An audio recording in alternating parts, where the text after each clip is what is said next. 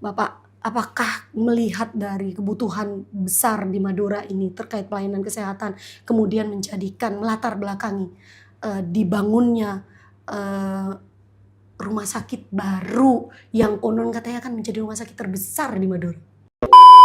Dari sekarang ini untuk selesai itu masih butuh anggaran sekitar 200 M. Wow. Nah, tahun 20 belum pemenuhan fasilitas belum, ya? Itu masih gedungnya masih bangunannya. Ya. Tapi juga ada beberapa yang meminta rujukan karena pelayanan, Pak Dokter. Betul. Sejauh ini apa sudah dipikirkan oleh Pak Dokter selaku Direktur RS Muhammad Nur? Tetap bagaimanapun juga bagi saya itu ya yang menentukan rumah sakit ini menjadi bagus atau tidak itu SDM-nya. Menarik sekali Pak Dokter Gitu. kalau kita bicara SDM, apalagi SDM rumah sakit, karena kita tahu banyak sekali masyarakat di Madura yang underestimate pada pelayanan di rumah sakit, khususnya rumah sakit plat merah.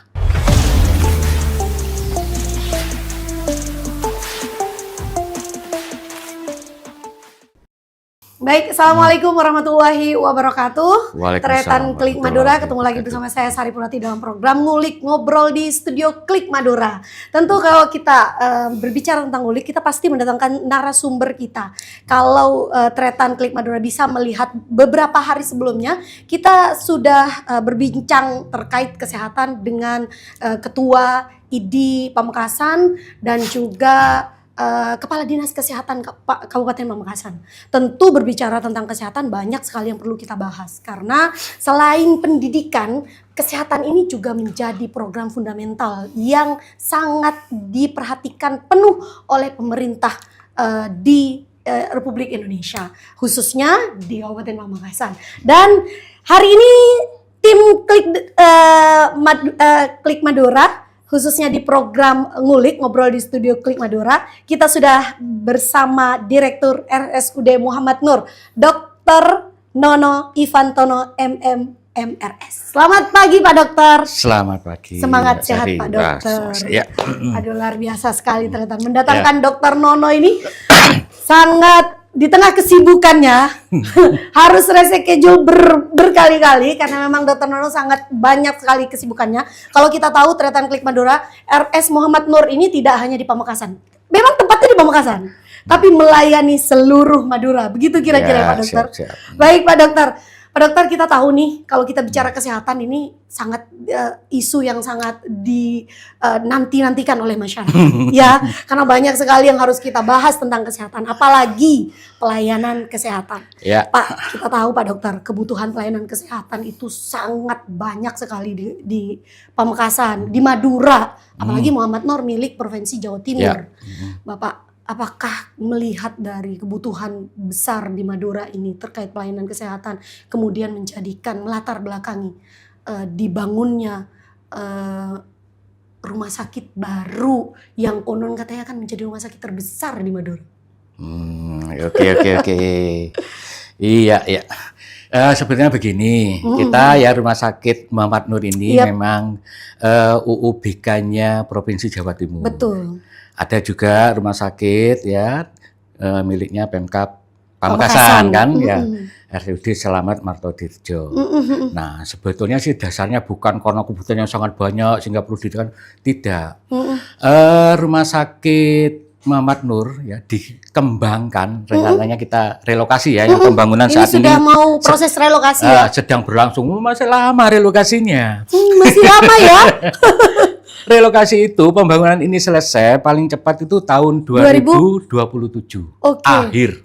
Akhir 2027. Maaf, 2026 akhir. Iya, nah, 2027 awal insya Allah beroperasi di lokasi yang baru.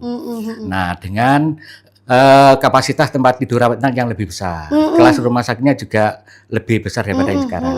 Kalau yang sekarang ini kelas C, nanti akan menjadi kelas B. Itu setara dengan RSUD Smart. Dengan RSUD Selamat, sesama-sama kelas B. Nah, awal ya, bagaimana sih, kenapa sih kok didirikan rumah sakit di tempat yang baru? Ya, karena saat itu ya, ini saya nggak ngomong soal kampanye ya, nggak ngomong soal kampanye. Ini bermula, ini bermula dari tahun 2018. Oke. Saat itu kampanye pilkada Gubernur Jawa Timur tahun segitu ya, Iya. periode 29 sampai 24. Nah, pasangan Bu Kofifa dan Pak Dardak, salah satu misinya itu adalah mendirikan rumah sakit rujukan di wilayah Madura. Saat itu belum ada. Di Madura ini rujukan ya untuk pasien-pasien yang tidak bisa ditangani di rumah sakit di Sumeneb, ya di Pamekasan, Sampang, Bangkalan itu akan dirujuk ke Surabaya. Sutomo ya? Sutomo terutama. Okay. Padahal di Sutomo itu sudah Overload. Betul. Nah itu akhirnya saat itu ya Bu Kofifa dan Pak Yul bagaimana seandainya kalau di Madura itu didirikan rumah sakit yang bisa menampung rujukan itu biar beban yang di Surabaya, di Jawa itu lebih ringan. Iya betul. Nah itulah. Nah pada saat beliau terpilih itu masuk ke rencana direalisasikan. Tetapi karena untuk membangun rumah sakit yang sebesar itu perlu biaya yang juga gede ya. Pada saat kami membuat master plan ya, bukan kami yang buat ya, konsultan buat. Betul. Itu butuh sekitar 460 M. Wow. Itu untuk hitung-hitungan tahun 2019. Oh belum sekarang ya. Sekarang menjadi berapa? Iya. Makanya akhirnya dalam kurun waktu 5 tahun masa pemerintahan beliau itu belum bisa selesai. Ya itu tadi insya Allah nanti akan selesai di tahun 26 akhir, 27 awal. Sehingga harapannya nanti masyarakat yang selama ini mungkin lebih senang berobat di Jawa ya, di Surabaya, di Malang dan sekitarnya itu nggak perlu jauh-jauh. Iya. Mungkin yang khusus untuk Pamekasan ya, Sumeneb yang sebelah timur mungkin bisa ke sini.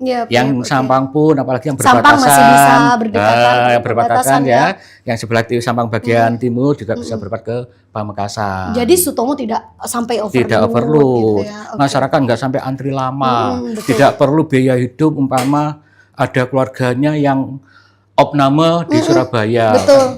Itu kan juga beban tersendiri juga walaupun mungkin mereka sudah tercover oleh BPJS. Oke. Itu Pak Dokter, dengan anggaran yang cukup besar, saat ini progres pembangunan rumah sakit yang baru seperti apa Pak Dokter? Ya, jadi kalau kita dari keseluruhan tahapan itu ada tahapan ada 5.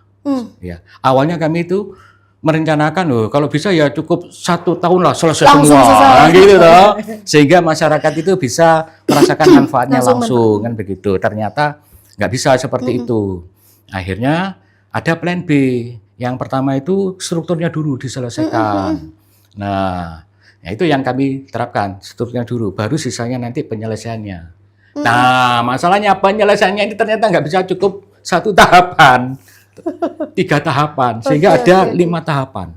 Yang pertama itu tahun 2021 itu pengurukan. Karena lahan yang untuk pembangunan rumah sakit ini itu lebih rendah daripada jalan raya. Nah, apalagi nanti kalau kita bikin asnya titik nolnya itu di jalan Trunojoyo ya. Iya, betul. Turunnya itu ada yang sampai nguruknya itu 165 cm. Waduh. Pengurukannya. Dengan luas lahannya 6 hektar. Luas lahan 6 hektar mau diuruk. Itu yang terdalam urukannya segitu, yang terendah itu 40 cm urukannya. Itu dilaksanakan tahun 2021. 22 itu zong. Anggarannya ke Covid semua soalnya. Iya kan? Saya itu Covid kan. Anggaran banyak yang dialihkan ke Covid. Gitu ya. Nah, tapi itu ada hikmahnya. Kenapa? Yang diuruk tahun 21 dua-dua nggak ada pekerjaan, kan ada hujan nih. Hujan, akhirnya terjadi pemadatan secara alami kan. Nah, sehingga pada tahun 23 tahun lalu pada saat kami memulai pengerjaan ya strukturnya itu sudah semakin kuat. Nah, tahun 23 itu struktur, itu tahap yang kedua. Tahun ini tahun 24 itu yang ketiga. Itu menyelesaikan bangunan untuk UGD, kamar operasi, ICU itu. Nah, dari sekarang ini untuk selesai itu masih butuh anggaran sekitar 200 M. Wow. Nah, tahun 20 belum pemenuhan fasilitas. Belum, itu masih gedungnya masih bangunannya. Nah, Nanti tahun 2025 itu sudah ada anggaran 153 M. Belum selesai tapi 25. Oke. Sisanya insya Allah diselesaikan di tahun 2026. 2026. Iya, berarti sebetulnya ada 5 tahapan. Ini 2026 di agenda, maksudnya direncanakan sudah rampung ya. Akhir tapi ya. Akhir 2026. Ya. Dan mulai bisa relokasi dan beroperasi di tahun 2027. Insya Allah awal tahun 2027. Kalau kita bicara fasilitas yang luar biasa, bangunan yang cukup megahnya, dan bahkan diklaim menjadi rumah sakit terbesar nantinya di Madura. Apakah ini juga akan diikuti dengan fasilitas-fasilitas yang ada, dan yang paling penting Pak Dokter, SDM yang ada? Betul. Fasilitas ya. Rumah sakit ini nantinya akan menjadi rumah sakit kelas B. Kalau dulu istilahnya kan tipe. Ya, itu sebetulnya sekarang kelas ya. B ya. Ya, kelas B, tipe B kalau dulu bilangnya. Kelas B. Kelas B itu sudah ada standarnya. Nah, sudah ada yang ngatur. Standar rumah sakit kelas B itu pelayanannya yang harus tersedia itu apa saja. Nah, ya kan? Nah, pelayanan, jenis pelayanannya, terus SDM-nya. SDM ini meliputi dokter spesialisnya, dokternya, perawatnya, dan tenaga-tenaga pendukung lainnya. Ya.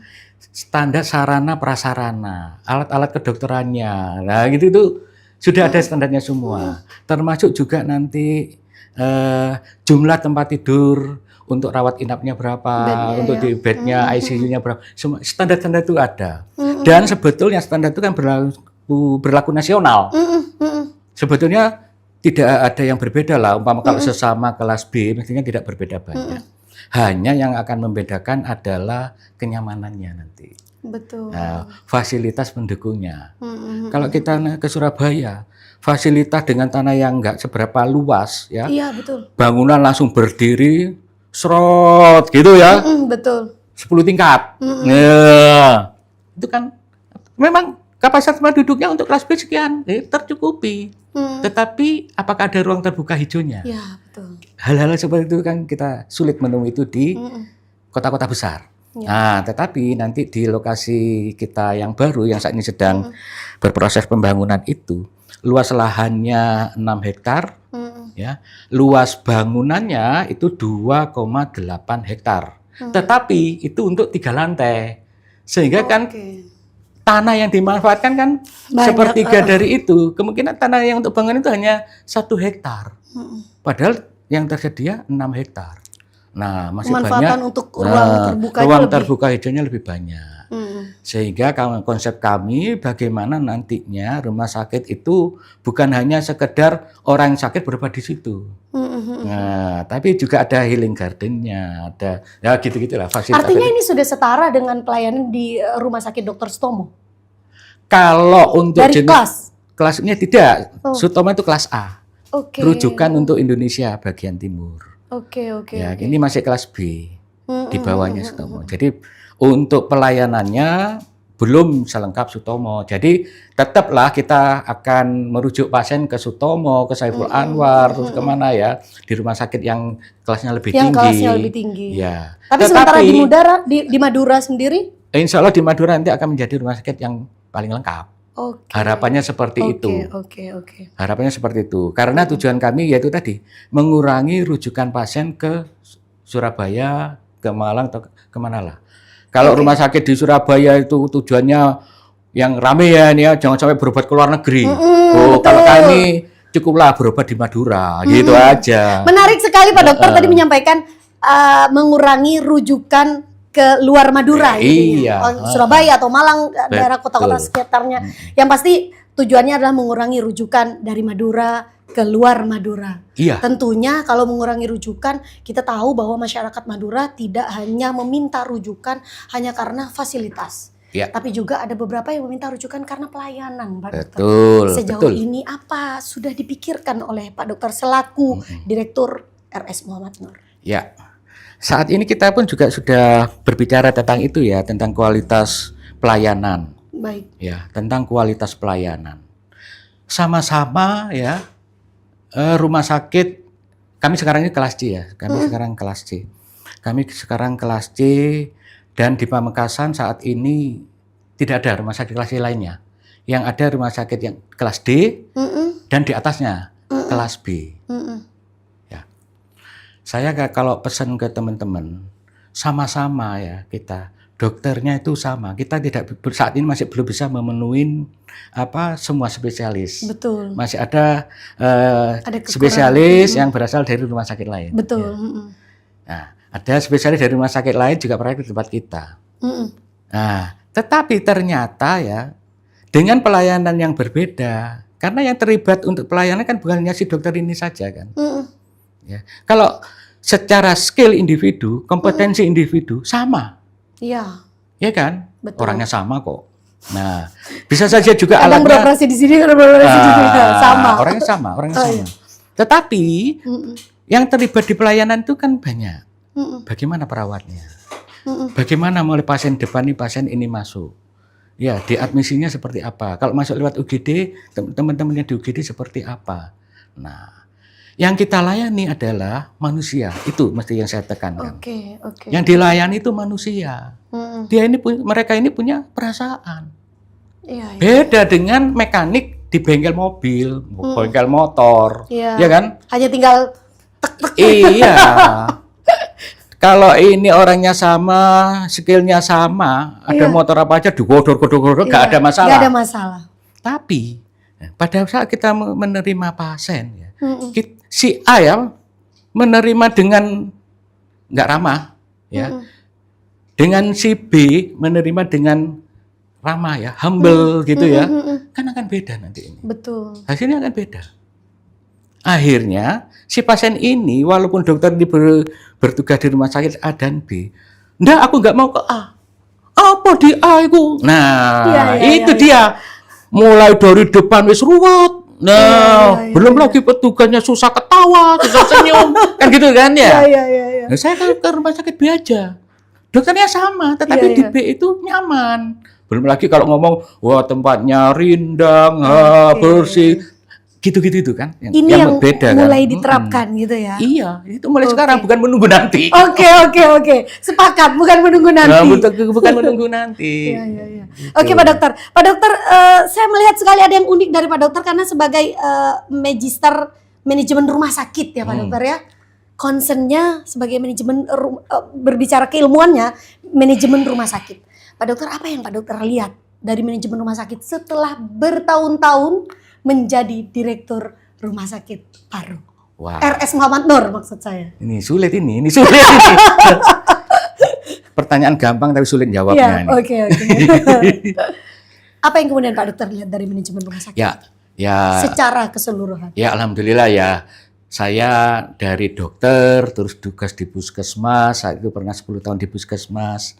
Terus di rumah sakit, sebelum di sini saya di Batu ya, di rumah sakit Batu sebagai dokter. Terus sekolah magister manajemen rumah sakit. Memang ruang lingkupnya itu khusus di manajemen rumah sakit. Betul. Jadi kita nggak ngomong soal manajemen perusahaan, kantor, sudah nggak, memang khusus di manajemen rumah sakit A to Z. Nah, mulai dari rumah sakit belum dibangun sampai terbangun. Mulai pelayanan di depan sampai pasien pulang. Nah, seperti itu. Ya. Kalau yang di Pamekasan ini ya, untuk manajemen rumah sakit ini bagaimana kesannya ya? Nah, saya nggak akan berbicara tentang rumah sakit lain ya. Betul, harus karena berbicara. Saya nggak tahu soalnya di rumah sakit seperti apa kan gitu. Karena pertanggungjawabannya yang diminta sama Bu Afifah rumah sakit Muhammad Nur. Iya, ya. Yang pertama untuk di rumah sakit itu ya, yang paling sulit ya kompleks itu adalah menata SDM-nya. Betul. SDM. Mulai dari kalau kita ngomong dari pendidikan yang paling rendah sampai yang paling tinggi. Ya. Dari yang lulusan SMA sampai yang spesialis, yang konsultan dengan gap yang begitu panjang. Otomatis nanti akan berbeda. Pendekatannya itu berbeda. Nah, padahal kita itu membuat sistem itu kan untuk mengatur semuanya sebetulnya. Tetapi ternyata nggak bisa itu dipakai seperti itu. Ya, ada banyak yang berbeda. Pengenangan SDM-nya pada saat kita memberikan ya instruksi kepada di bagian ini dengan yang ini itu akan berbeda. Di klaster yang sama pun ya sama-sama umpama nih dokter. Ada 25 dokter di tempat kami. Nah, spesialisnya ada 27. Nah, dokter ada 25. Dokter yang satu dengan dokter yang kelima berbeda juga. Betul. Nah, itu sangat-sangat kompleks ya. Spesialis begitu, padahal kan saat ini kan terkenal tuh ya. Spesialis itu egonya paling tinggi. Iya. Ya, karena yang paling ahli. Memang karena spesial memang. Iya. Kan kesannya seperti itu. Sebetulnya kan, nah itu kan hanya secara kompetensi saja sebetulnya. Tetapi kita sebagai manusia sebetulnya kan sama. Jadi untuk ini pengembangan itu yang sulit. Karena tetap bagaimanapun juga bagi saya itu ya, yang menentukan rumah sakit ini menjadi bagus atau tidak itu SDM-nya. Betul. Bukan sarana prasarananya. Ya itu tadi, sarana prasarana sama. Tapi SDM-nya berbeda. Hasilnya akan berbeda. Betul. Akan berbeda hasilnya. Menarik sekali Pak Dokter kalau kita bicara SDM, apalagi SDM rumah sakit, karena kita tahu banyak sekali masyarakat di Madura yang underestimate pada pelayanan di rumah sakit. Khususnya rumah sakit plat merah. Sejauh ini Pak Dokter sudah menangkap sinyal itu atau tidak? Sudah. Saya pada saat di Puskesmas ya, tahun 98 sampai 2008 itu di utara. Di Puskesmas Batu Marmar, di Puskesmas Tampojong Pregi, yang Puskesmas Tampojong Pregi ini wilayah Kecamatan Waru. Nah, terus Pasean. 3 puskesmas di utara. Saat itu kami masih mengalami kejayaannya ini para saudagar kayu. Orang-orang kaya di sana itu. Nah, terus ditambah yang bekerja di Malaysia. Malaysiaan itu banyak orang-orang kaya di sana itu. Saat ini ya mereka yang nggak puas ya, yang nggak puas dengan pelayanan ini, memang langsung ke Surabaya. Tidak berhitung tentang uang, nggak ngomong soal BPJS apa tidak. Yang penting bayar. Ya. Yang penting mendapatkan pelayanan yang baik. Ya bisa bayar, yang penting cari itu tadi ya. Pelayanan yang baik itu seperti apa. Dan ini juga menjadi tantangan bagi kami. Kenapa? Karena mereka ini akhirnya membandingkan pelayanan yang diterima, umpama nih ya, di Surabaya nih. Iya, betul. Ya, PHC, Rumah Sakit Pelabuhan, yang sering itu kan PHC.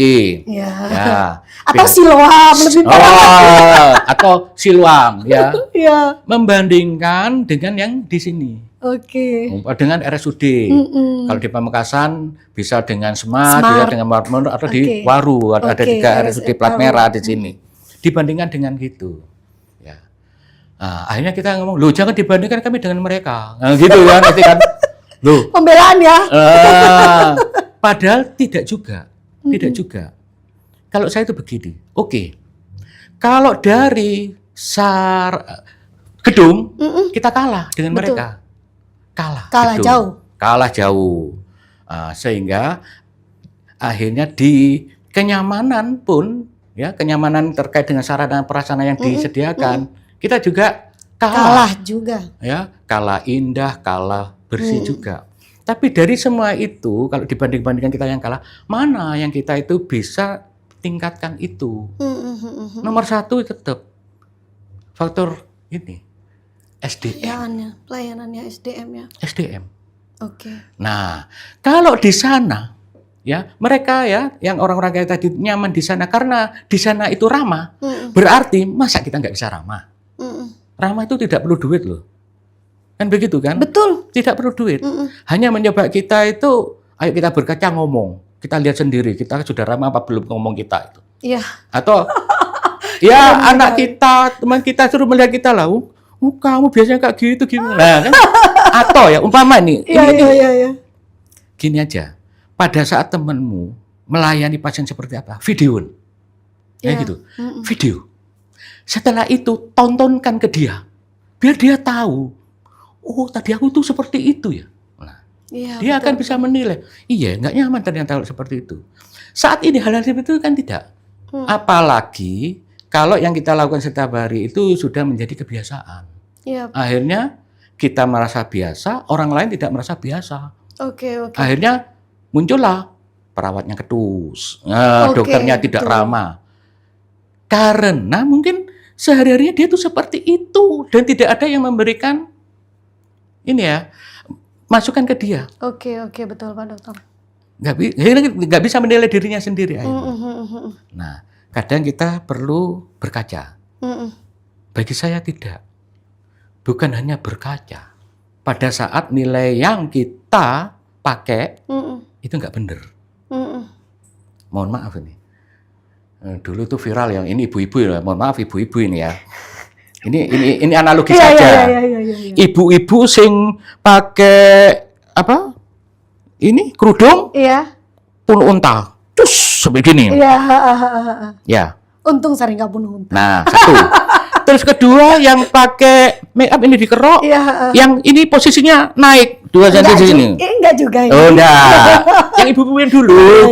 Okay. Yang naik seperti ini. Oke. Apakah dia ini tidak berkaca? Berkaca dia itu. Iya, tapi patut menurut dirinya. Nah, itu dia. Dia berkaca.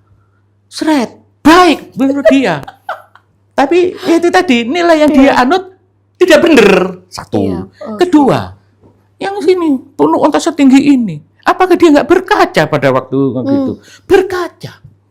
Tapi bagi dia itu baik, bagus. Maka diterapkanlah itu. Tapi bagi orang lain, apakah itu bagus? Iya. Itu dia. Nah, akhirnya kita tidak hanya berkaca, ya, introspeksi tidak, tapi orang lain lah yang akan menilai. Itu yang akan bisa mengukur seberapa layakkah sebetulnya si pelayanan kita berikan. Makanya kalau yang dari saya mencari di sana, sebenarnya apa yang dicari?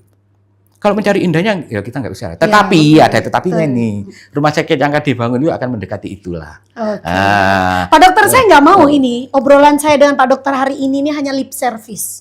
Apakah Pak Dokter punya garansi untuk pelayanan RS Muhammad Nur ini akan lebih baik dengan adanya rumah sakit yang megah nantinya? Ya, itu pun sebetulnya bukan hanya akan kami buktikan nanti. Oke. Tapi sekarang pun kami akan membuktikan itu. Jadi ada namanya maklumat pelayanan. Keren. Nah, ada maklumat pelayanan. Sebagai contoh itu begini. Umpama pelayanan di UGD kami ya, itu SPM ya, standar pelayanan minimalnya itu waktu ya. Respon time-nya itu 5 menit. Itu dilayani oleh dokter. Wow. Nah, itu akan 5 menit ya? Kami publish itu nanti. Sehingga pada saat ada umpama nih Mbak Sari nih bawa tetangganya ke UGD RSMN lebih 5 menit ya belum dilayani, nah dokter bisa komplain. Nah, akan kami tindak lanjuti. Karena katanya 5 menit, ini kok 10 menit belum. Nah, secara internal kami ayo ini harus dipenuhi. Kalau nggak dipenuhi, ini akan menjadi komplain. Nah, bagi masyarakat. Nah, jadi saat ini pun kami juga sudah akan mewujudkan sudah memulai itu. Ya, iya. Lakukan itu ya. Apalagi nanti di tempat yang baru. Insya Allah lah dengan tempat yang lebih nyaman. Artinya sudah tidak ada yang ketus-ketus ya. Nyaman loh tempatnya. Suasana hatinya kan juga akan berbeda. Kalau sekarang memang sumpah, kalau bahasa Jawanya itu sumpah, nggak tahu bahasa Maduranya apa sumpah. Ruwet pikirannya melihat parkirannya yang begitu penuhnya, ruang tunggunya berjubel seperti itu. Betul. Karena memang settingannya sudah nggak sama dengan pemakaian ini. Dulu itu disetting untuk pembangunan rumah sakit yang sekarang ini yang kita tempati itu untuk rumah sakit khusus paru. Paru, betul. Makanya saya sempat menyampaikan rumah sakit paru. Karena yang dikenal memang khusus paru. Rumah sakit khusus paru. Dengan rawat inap kurang dari 50 tempat tidur. Karyawan kurang dari 100. Sekarang ya untuk tempat tidur rawat inapnya sudah 133. Pelayanannya bukan hanya paru saja, karyawan sudah 400-an. Wow. Dengan rumah sakit yang sekecil itu. Dengan luasan yang tetap betul. Dengan pertambahan gedung sehingga mengurangi juga lahan terbukanya kan. Bagaimana nggak ruwet. Nah, apalagi lihat parkirannya. Kami rasanya masyarakat Madura harus excited banget ini menunggu bagaimana Rumah Sakit Muhammad Nur nanti beroperasi di 2027. Loh ya jangan hanya menunggu lah. Juga dibantu doanya gitu loh. Baik, apa harapan Pak Nono nanti setelah RS Muhammad Nur ini dengan wajah yang baru, dengan layanan yang baru, apa harapan Pak? Ya, nomor 1 yang pertama ada untuk masyarakat Pamekasan dan pada khususnya Madura pada umumnya ya bisa memberikan kenyamanan pada saat ke rumah sakit. Walaupun itu tidak diartikan hanya berobat loh ya. Nah, tidak hanya berobat. Jadi mudah-mudahan bisa dimanfaatkan lagi bukan hanya sekedar berobat, bukan hanya sekedar saat sakit, tetapi pada saat sehat pun bisa memanfaatkan fasilitas yang kami miliki. Ya. Orang yang bagus itu kan sebelum sakit sudah ke rumah sakit. Iya, betul. Untuk Sebelum preventifnya sakit, ya. Nah, kalau kita itu ngomong sakit terus, mau dibangun rumah sakit kayak apapun, tempat tidur sebanyak apapun, tetap akan penuh.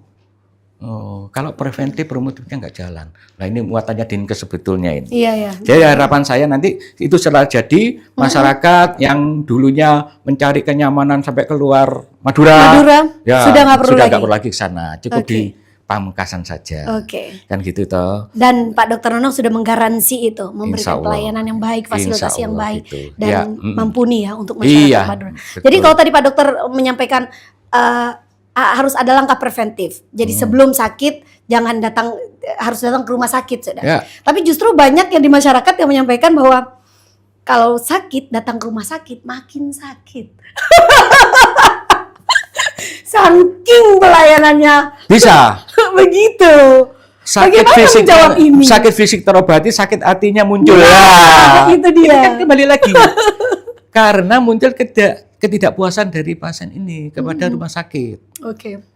Yang terbanyak memang ya keluhan itu sebetulnya termasuk ini pada saat survei kepuasan masyarakat ya IKM kami itu yang kami edarkan. Itu yang untuk saat ini yang banyak malah sarprasnya.